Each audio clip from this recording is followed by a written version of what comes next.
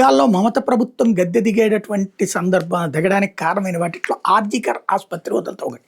చనిపోయింది ఒక ఆడపిల్ల, దారుణమైన అత్యాచారం చేసి జరిగినటువంటిది. కేవలం ఆ తర్వాత సిబిఐ దర్యాప్తుకి సుప్రీంకోర్టు ఆదేశించిన తర్వాత జరిగినటువంటి కాన్సెప్ట్ ఏంటయ్యా అంటే, అందులో ఒక బంట్రోతు లాంటి వాడిని పట్టుకుని అరెస్ట్ చేసి క్లోజ్ చేసేసారు. కానీ దాని వెనకాల పెద్దల పాత్ర ఉందని ఆ తల్లి అప్పటి నుంచి గొడవ చేస్తూనే ఉంది. ఇప్పుడు ఆ తల్లి మొన్న బీజేపీ తరపున పోటీ చేసి గెలిచింది. ఇప్పుడు ఆవిడ అసలు పేర్లని బయటపెట్టింది.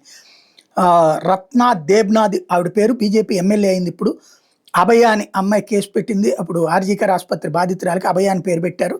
ఎందుకంటే చనిపోయినటువంటి లైంగిక వేధింపుల వల్ల చనిపోయినటువంటి వాళ్ళ పేరుని డిస్క్లోజ్ చేయరనమాట. ఆ కారణంగా ఇప్పుడు అసలు పాయింట్ చెప్పుకొచ్చారు.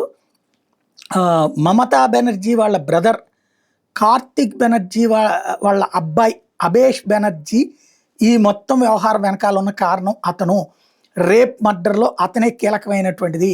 అతన్ని కాపాడటం కోసమే మమతా బెనర్జీ ఇంత దరిద్రానికి పాల్పడింది అన్నటువంటి విషయాన్ని ఆవిడ ఆరోపిస్తోంది. విచారణ ఇప్పుడు జరుగుతుంది.